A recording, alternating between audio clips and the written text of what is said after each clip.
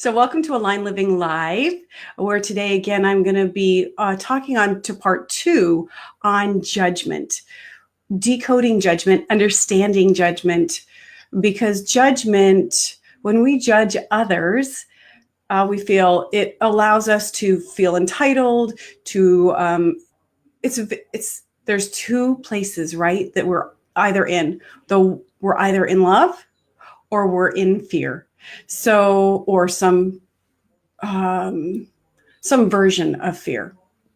And so when you are judging somebody or something, right, there is no love in that. There is no experience of the frequency of love. There's just an experience of, like I said, either entitlement or frustration or whatever. And in the first part 2, we really talked about how judgment is for us. Like, what can we learn from that judgment about ourselves? Because it is actually a language of the universe, talking to us, helping us align to our truth, to the truth of who we are. And if you if you haven't heard me before, the truth of who you are, who you truly are, is an aspect, right? You are a child of God, as I am, as everybody is. We are all an aspect of the divine. So we all have that, I want to use the word DNA, but it's that inheritance. It's what we came into this world with. And when we judge, we don't realize who that person is. When we're judging them, we're seeing them for the personality self that we don't care for. But really, that's the behavior that they're doing. So not who they actually are, because who they are is an aspect of the divine in form or child of God, however you want to say it. So in the first one, we talked about how this is actually super helpful for us, because what we judge in others, we also judge in ourselves. So it's sort of a reflection for us. If I'm judging somebody on their weight, it's my own fear that I don't want to be heavy. Or if I'm judging somebody on speaking and they flub up in a speaking engagement, that's really my own fear that they're not engaging or whatever it is. So that is in part 1, we discussed how judgment is actually here to help us start to align to the truth of our soul, to come out, to start to step into, to use it as a time as awareness that we are out of the frequency, out of the act, out of the feeling of love. And anything outside of love is not truth with a capital T. Because if we are, let's just go with this thought, if we are all of God, all of the creator, all of source, and source, God, the creator, whoever you want to call it, is love, they're one and the same. So when we are judging, we're actually not in alignment with the truth of who we are, with our truth, capital T. So that's kind of one side of judgment. And I want to share with you a story on judging. So I have this neighbor. Okay. You can totally judge me on this. I have this neighbor and she drives me crazy, or she used to. She would just, okay, so let me just tell you how she seems to me, what I see from the outside. She seems very fake to me. She is posting stuff so that people will hire her. She's a realtor. This is just her. She's in sales. We'll just say sales. And so she wants people to hire her. So she's always posting in these places, and she's always posting stuff that is like, look at me, look at me, look at me, look at me. And it's always been this, and it's just annoying. For me, it was super annoying. Like, I would go out of my way. She walk her dog. I would go out of my way to avoid her because I didn't want to talk to her. I didn't even want to be in the same vicinity as she was. Do you have anybody in your life like that where you don't even want to be in the same vicinity, right? So with her, so there was that. And then I actually had another one that I'm going to share with you. Where my mom lives, she lives in a senior living home. independently. And the maintenance manager guy who runs the maintenance for the whole building, there's just something super slimy, creepy about him. And so whenever I would need to talk to him about having something done, he was so fake. And this is how I would have seen my neighbor as well, as fake. Good to know. See the language I'm using. I was judging them on being fake, which of course was such a fear for me. I didn't want anybody to ever think I was fake. And there are plenty of times I was fake. And that's going to be a whole Align Living Live on the pain of being somebody other than you are. So I have been very fake in my life. So anyway, I was judging him on being fake, which was something that I certainly have done a lot of. And he would just creep me out. There's just nothing. Every time I was around him, I would ask my husband to talk to him. Blah, right? Just blah. So here are two people that I would avoid at all costs, hands down. So when I started to really understand that I am an aspect of the divine, I am a child of God, the truth of who I am is a manifestation of God, a child of God, just like you are. So here's the thing. If I am that, I'm not special. I didn't just get that and nobody else did. So if I know myself to be that, if I believe myself to be that and know myself to that's the truth of who I actually am, then so is the maintenance manager and so is my neighbor. So right there, when I connected these dots, when these dots were connected for me, brought to my awareness, I thought, oh my gosh, here I am judging this entire person. But who are they? They are actually the light. They are love. They are the essence of who they are. The truth with a capital T of who they are is a child of God, is an aspect of the divine in form. So when I looked at them through those eyes, through knowing if I'm that, so are they. And then what I was able to do, so I hope I want to, one, if you can imagine who somebody that drives you crazy. Hey, Melissa, how are you? Hi. Oh, so good to see you. So good to see you. Okay, so if I am that aspect, I am, hold on. Yes, let's just show that. From Melissa West, I am an aspect of the divine. She is an aspect of the divine. I am an aspect of the divine, which makes everybody, my neighbor who drove me bat blank crazy, and the maintenance guy at my mom's place, right? Both of them made me bat crazy. So once I started to see who they actually were, it was quite an experience. So one morning I was meditating and my neighbor who drove me crazy, right? Judge, just did everything I could to avoid her, everything I could. And as I looked out my window, because I can see her coming out of her front door, I realized, I know who she is. She is a child of God, an aspect of the divine, whichever way you want to slice it. And this is significant. This next piece is really important. I know who she is in truth. How she behaves, the actions that her personality take or do, the part of the ego, the part of her that does certain things, like is fake or tries to manipulate, seems manipulative to me. I don't approve or agree with those behaviors. But her behaviors are not the truth of who she is. So this is important. Their behaviors, being fake, talking. Okay, so my mom's maintenance guy talking out of both sides of his mouth. He'd say one thing to me so that he could get his boss off his back because he still hadn't done something, and then he would do something completely different.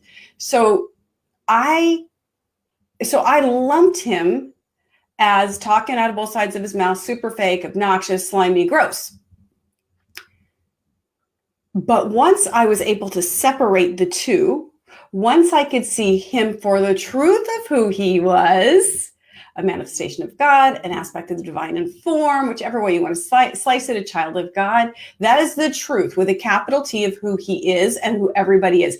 Then I was able to see the behavior as something else. Those behaviors I don't agree with. I don't agree when I am being fake. I don't approve of it.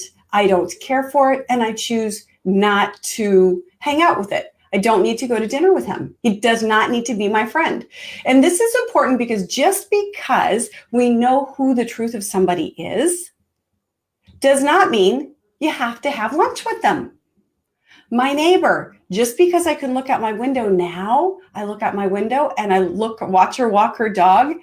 And at first I might start to roll my eyes, and then I just settle my little, self down. And then I can see her for the truth of who she actually is. And then I can say, I don't love that behavior. These are the behaviors I don't love, and I choose not to engage with him. So now I don't avoid her. Now, if I open the door and she happens to be walking out, I wave to the truth of who she is. I see her for she is my sister. I am one with her. Don't love the behavior. Don't care for it. Don't want it. But this is how we can, and this is the freedom that comes from knowing the truth of who we are, because it allows judgment to dissolve. This is how judgment dissolves. Now, are you going to feel it sometimes? Absolutely. Because remember, in part 1, judgment is there for us. So what was I judging them both on? Being fake. What had I judged myself on? Being very fake. Yeah, not so fun, not so pretty. I didn't really realize it when I was doing it. I was not doing it in this massive consciousness, but the Tracy that I am today realizes in hindsight, as I look through the rearview mirror, I was being not true to who I am because I was afraid. I was afraid of that. But still, right? That's being fake. So I don't like the behavior, the action of fake. So that is, you can disapprove, you can disagree. My husband, when he might talk sharply to me, I can say, hey, I can see the truth of who he is. And I can say, I disagree with that tone. I don't appreciate it. I am your wife. I am a human. And that tone is not okay for me. It's not okay for me to do to him either. Or let's say, you can take it to the nth degree with this, politics. Maybe politics is driving you crazy, and whatever it is, whatever side of the fence you're on, and you want to judge them. The thing is, right? They are you, you are them. They're an aspect of the divine in form. They are a child of God. That is the truth, capital T, of who they are. And you don't have to agree with them. You don't have to approve. You can disagree and you can disapprove of their behaviors and what they're doing. But you can never judge them, because what you're judging is the person. Because it's a lie. Who you're judging is actually a lie. That's the personality self, right? That's the ego self coming up and saying, oh, I want to do politics this way, and I want to, whatever it is. So again, the two things that are really important, the two ways to help you, to free you from judgment, is to, one, look at the judgment for what you judge in others, you're judging yourself. That's the way it rolls. It is, it's been a behavior in the past. So let's say for me, judging them on being fake, am I still, sometimes if I go to a party and I might laugh at something, or I might not want to be there, that would be being fake, right? That's a lie.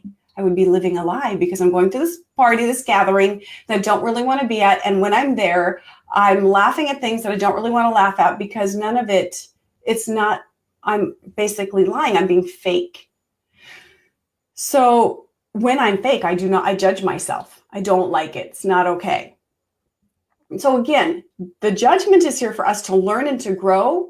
And it is your soul calling its growth forward, right? It is your soul saying, I know the truth of who you are. And when you see that you're judging other people, when you see that you don't like fake people, it allows it to heal it in me.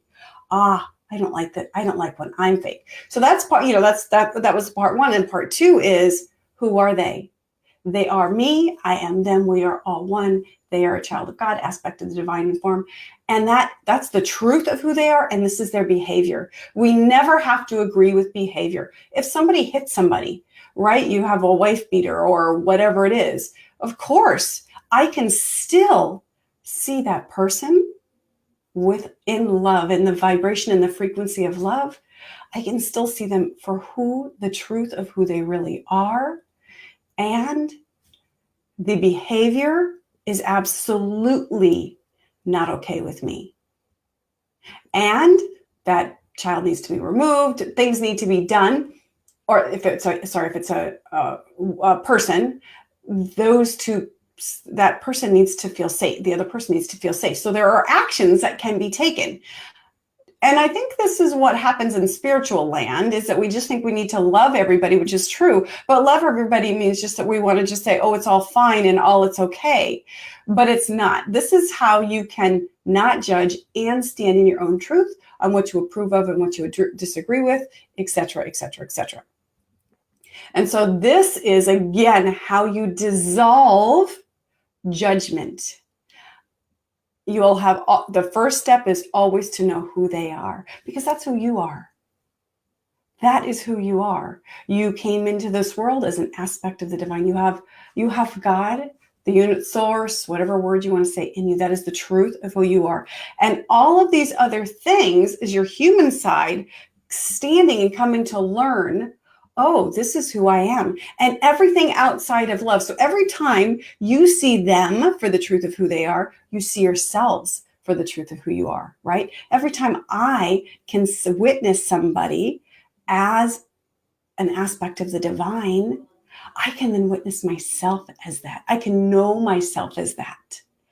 And everybody is that. I'm no more special than anybody. So we're all one. We're all the same. So I hope that helps. I really feel like this is a significant, judgment is such a teacher for us. It has been a massive teacher and will continue to be a teacher. And I do want to caution, this is something that happens to me, so I'm going to share it. When I judge, when I notice myself judging, I can go, be afraid of it. Like, I don't want to judge because that's bad. It's not bad. It's never bad. There's nothing bad. That judgment is there for me. So that's the first thing, right? Okay, there's judgment. Oh, I don't want to judge. I don't want to judge. So when we shift from, I see that as judgment. You don't want to judge yourself for judging, right? Oh, I see that as judgment. And now you have the opportunity. I have the opportunity to shift it, to see that person for who they are, or to learn what there is to learn about me. Yeah, that's, we have these moments of judgment, but there's opportunities for our soul's growth. They're your opportunities, my opportunities for our soul to say, yes, see, this to remind us, this is who you are. The truth of who I am, the truth of who you are. It's magnificent. It's a built-in alarm system of when we are out of love. When we are out of love. Thank you, Melissa. Melissa West says it's such a valuable lesson. I appreciate that so much. And before I share one more thing with you, I want to remind you that, let's see here, where is it? That if you want, there it is, magic. If you want to find out more about Align Living Live, then just go to my website, tracygritz.com, and then go to Align Living Live. There's a little tab up there. So that's one way, and then you'll get notifications, email notifications, etc. Or if you'd like, you can, there we go. All right, that one, there we go. It's technical. What can I tell you? You can text, if you'd like text notifications, you can text the word Align, ALIGN. Again, text the word Align to 3847, and you'll get text notifications as well. And I am Tracy Gritz, and I am always honored to be here with you, honored to share this planet with you and this experience with you. And it is always from my heart with so much love and so much gratitude. So until I see you next time, from my heart to yours, bye-bye.